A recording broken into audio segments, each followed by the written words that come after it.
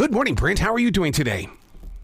Hey, Aaron, I'm doing good. How are you? Well, I'm very proud of you. I love exactly what you're doing. You're proving to be that real tough, rugged John Wayne American that says, look, I'm going to take on the Wild West and I'm going to win. I don't know if I've won by any means, but I've definitely taken on the West. That is for sure. I know we're going to be talking about your book, Ghost Town Living, but listeners need to know that they need to check out your videos as well. You're all over YouTube, and I love how you have utilized the mediums to really bring your journey together.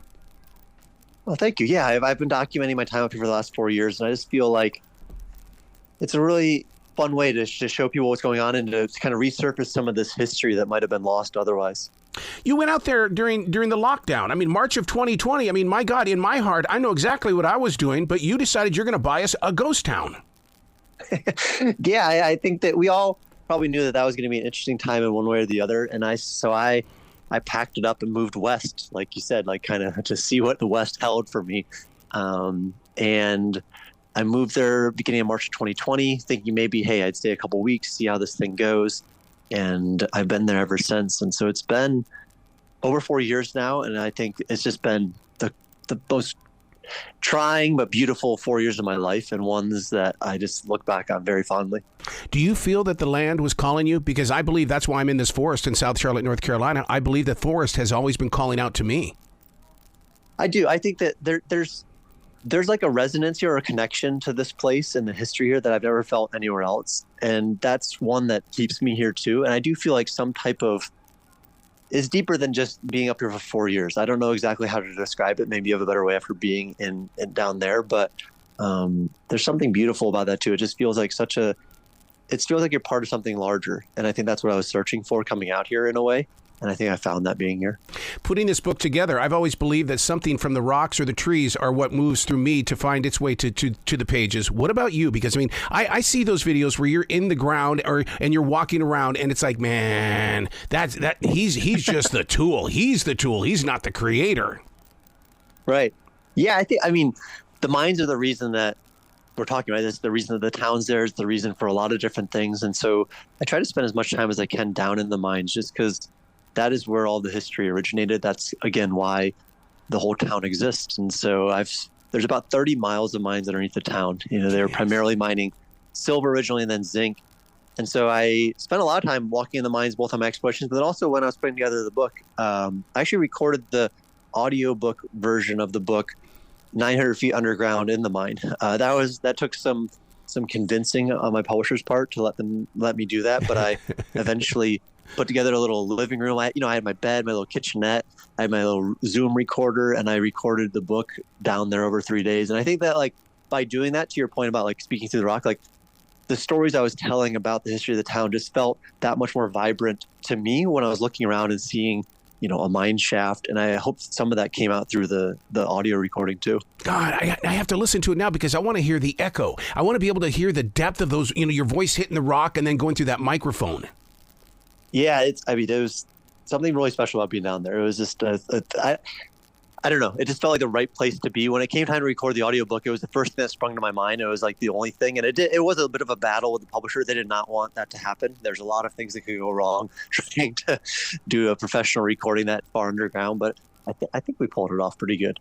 You know, one of the things that shocked me was the torture that you basically went through, and you were snowed in forever. And I'm thinking, Death Valley, snowed in? What are we talking about here? But you're giving us a better view of Death Valley than I've ever had. Yeah, so it's interesting because I'm in the high desert. So people think Ghost Town, they either think like flat desert, you know, out in the middle of nowhere, really hot Death Valley style. But I'm at 8,500 feet in elevation, so we're up there. And it's the high desert, so it's very barren still. And the town sits right on the border of Death Valley National Park. So the park's about 6 miles from the town. But if we look the other way, if you turn around the other way, you see all of the Sierra Nevada and Mount Whitney. And so it's this interesting contrast of like low and high. You know, Mount Whitney's the highest mountain in the lower 48s, and then Death Valley is the lowest point in the lower 48s. So you have these wild contrasts up here. And I kind of feel like that's how the whole experience of here has been over the last 4 years. And these extreme contrast between the highest of highs and the lowest of lows, both literally when looking at the mountains in the desert, but also like emotionally, spiritually, physically, all of those things as well. One of the things we've been trained by Hollywood is that what a ghost town looks like, and that's the thing that when we hear of a ghost town, we think of the tumbleweeds and all that kind of stuff. But you really paint us a different picture of what this town is. Yeah, it's not the tumbleweeds in the desert. It's in the mountains. A lot of the structures might look like what you imagine. Imagine the browned wood with a bunch of different hues of golden and stuff in it, because a lot of the mining camps use the same materials to build them.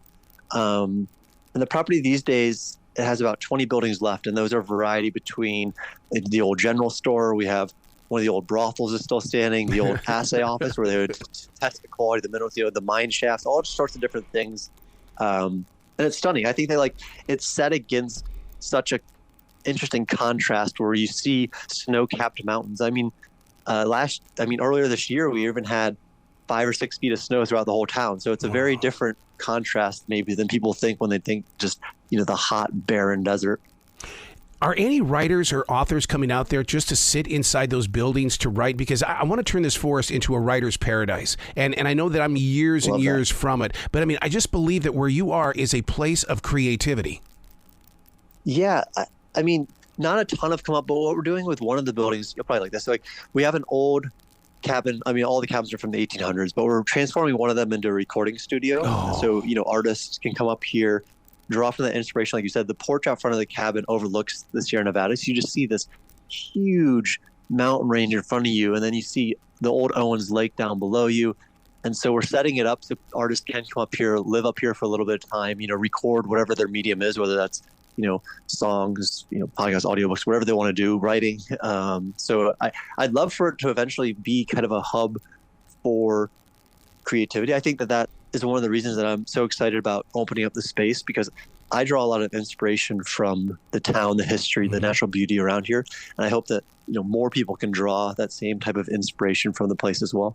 How did all of that history transition into giving you permission to rebuild that hotel? Because all of a sudden something brand new is now up in something that's very old. Yeah. It's an interesting contrast. I think it's one that I've spent a lot of time thinking about and a lot of time trying to plan. I'm doing my best to have it not stand out as much as it can when it's done. It'll be kind of facaded with wood that'll hopefully blend in pretty good. We have a lot of cool, pieces for inside of the hotel that do that. My hope with that is just to carry the property forward a little bit. This town as a mining town had an active life from the 1860s to the 1940s, which is 80 years, which is an insanely long time for a mining camp. Most of the time they thought these were going to be up and running for maybe 5 or 8 years. Yeah. And so the idea that most of the buildings here are from a span of 80 years. And so introducing a new building, while uncomfortable initially, I hope that, let's say 50, 60 years down the line, it's just allowing this property to continue for future generations to kind of enjoy it. So many people don't want to be buried because they're afraid of being underground. And yet you have all these caves that you're going through, these mines. Yeah, there's about 30 miles of mines underneath the town. And the main shaft here goes 900 feet straight down. And there's 6 levels off of that 900 feet. And those levels just kind of honeycomb everywhere underneath the town. But it's again, like I was saying before, it's the reason the whole town exists. So I feel like being inside of it is important. I kind of see it as there's like a city underneath the town. There's actually more down there than there is above ground. And so that curiosity factor, that desire to fully understand the place just keeps me down there often. Wow. Any desire to change the name of the town? No, I want to keep it the same. I think so it's Cerro Gordo, so Fat Hill in Spanish, because it was like fat with silver, I suppose. And it just seems that at this point, it's pretty fitting. So what are your real plans here? Or is there a plan? Are you just part of the universe and allowing it to move through you? And as it happens, it begins. Yeah, I think, what is that?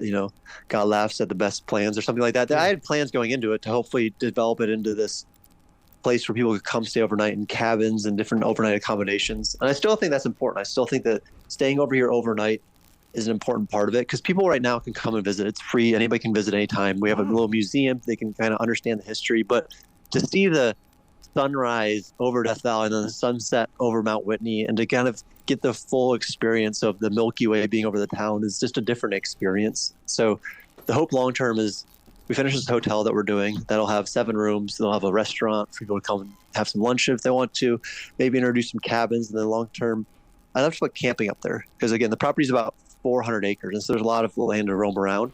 And I think that like allowing those different types of stays will allow people, no matter what their comfort level is, to experience the place. I'm so glad that you're keeping it small, that hotel, especially with just 7 rooms. And the reason why is because I'm an RVer, and I don't want RVers to come, take over your land. Yeah. I always want to keep, I think that part of the specialness these days is kind of the space, the room to breathe, the nature of it all. So I never want people just crammed on top of each other. And so we could have made it much, much bigger, a lot of different things. But I think that, again, just to encourage that special experience for each person that does it, we're going to keep it just 7 rooms. So it's be very small. Is there a side of your creative energy and your purpose of being there that maybe you want to be on a path one day, and all of a sudden Mark Twain did put something in the earth and that he wanted a future reader or a future person to find it? Yeah, possibly. It's something that I've always, I get very lit up when I see people starting to research the town more on their own, and I kind of like using that rabbit hole to explore other passions of theirs. Nothing gets me more excited about somebody coming up and saying, hey, I didn't care about mining at all, but I watched one of your videos when you go down in the mines, and then I started researching the West, and then I figured out this, and then I figured out this, and it kind of lights them up into a new passion. And so I think that the book hopefully will do a similar thing for people. Hopefully they use it and maybe it scratches the surface level of some different interests that they like, whether that's exploring the mines, the history here, the nature, whatever, and then they kind of can choose to go down that rabbit hole as deep as they want to go. When you've embraced the unknown like you have, do you feel like that you've also kind of just jumped off the grid? Yeah, many times, especially early on. It was this was March 2020, so everybody was a little bit off the grid in some ways, but then I didn't have reliable internet service. I barely had cell service most of the days. It was no running water. And so it was a nice break. I felt very much at peace. There was not, my phone wasn't ringing all the time. There wasn't all these things happening. I felt like for the first time I was actually present. And that's probably been like one of the feelings. It's almost like chasing that feeling still. These days we get a lot of visitors. People are excited about the town, which I love to have, but that kind of peace that comes with being alone with your thoughts is one that I try to recreate as often as I can. I want viewers and listeners to go to your videos. And the reason why is because I love to hear the excitement in your voice when there could be gold. I mean, you had somebody on your land that knows about gold, and you can hear it in your voice that you're going, hey, there could be gold here. Yeah. I think that's what's been pushing people west for a very long time, right? This idea of these different riches and things. And obviously being in a mining town, mining is very interesting. And there's a guy named Dan Hurd who's just a gold expert. He's so good at finding gold in all different places. And so he came up and we started searching for gold. And I fully then understood the gold rush in a way that I never understood by just reading it, until you're out there searching in the cracks of the bedrock for little flakes of gold that might be worth, like $4 or something. There's something still about it that's almost like primal, or it's very deep rooted. It feels where you're just like, I don't know. It was very fun. It used to be a wild open place. I mean, 1 murder a week, and you say you've only got 1 ghost? No, there's got to be more than that. Only 1 ghost that seems to make themselves known to me. Yeah, there's a murder a week. There's a cemetery here. A while back, actually, we had a human remains detection dog, like a cadaver dog, come up that can detect remains from a long time ago. And we took that dog around the property, and I think we found 16 unmarked graves too. So the cemetery, as it's defined, has a couple hundred people in it. But in the reality, it seems like they're burying these miners pretty much anywhere that they could, maybe just outside the mine shaft if they didn't want to take them that far, which is kind of haunting when I think about it fully. And also a reason, I don't know, to keep understanding what was there. I'm not sure I could walk around that place at night, man. That would scare the hell out of me. Yeah, early on, any noise that sounded out of the ordinary would kind of throw me on a little bit of a tangent. I would stay up for the majority of the night. But these days, I'm pretty comfortable with what the noises are of the town. But that said, then I'm even more uncomfortable if I hear a sound that is out of the ordinary. Because I say, hey, I've been here for 4 years. I've never heard that sound before. That must be something. So it can be a little spooky at nights, but I think, I don't know, that's part of the appeal of it too. What is the big beast out there? Is it going to be a coyote? What's the wildlife like? Yeah, so we don't get a ton of wildlife just because there's no running water, and so a lot of the big game wants some type of water source. So we'll get foxes, we'll get small bobcats and rabbits and stuff, but we don't get any of the big nature necessarily. We don't even really get snakes because snakes don't want to be up that high in elevation; they'd rather be lower. And so, yeah, no water, no water means no animals. But I'd love to reintroduce the water source because back in the day, I've found skulls of bighorn sheeps around the property before, which is amazing. There used to be bighorns that came through the town, but when the miners came and then a bunch of other things happened, the water table got all messed up and the water left. So I'd love to reintroduce the water source and just watch over time to see what animals would come back. Well, these big storms that California has been having here, for the past couple of years, especially this year, are you getting any of that water? Oh yeah, we're getting slammed. They keep atmospheric rivers. I don't know where this term was when I was growing up. I've never heard about it until now. I feel like I've been hit by 20 atmospheric rivers in a row. But yeah, we're just getting slammed. Already this year, there was a point where we had about 5 feet of snow on the ground across the whole town. Last year, Death Valley had 2 back-to-back 1,000-year floods, which, again, I don't know how these terms come to be, but apparently this storm that happens once in 1,000 years, or has the chance of happening 1 in 1,000, hit 2 weeks in a row, which just wreaked havoc on us. It washed out our road. So it's always kind of a land of extremes. Like I was saying before, kind of the contrast. Either we have no water or our roads getting flooded and washed out because of one of these crazy storms. So are you experiencing what they're calling the big bloom with the flowers and everything?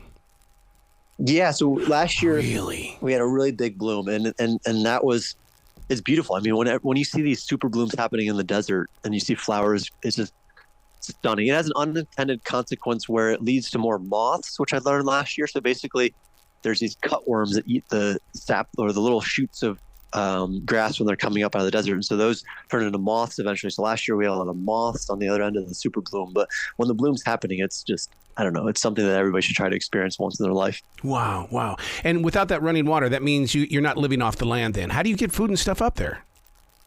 So I have to truck up all the water right now. I bring it up, and I have an old 5-ton military truck that can haul about 1,000 gallons of water at a time up the hill. It looks very Mad Max when I'm going up the hill in that thing.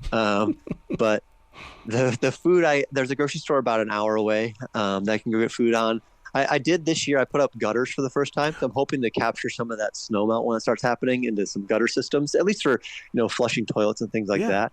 But a lot of times it's just bringing it up our 8-mile dirt road.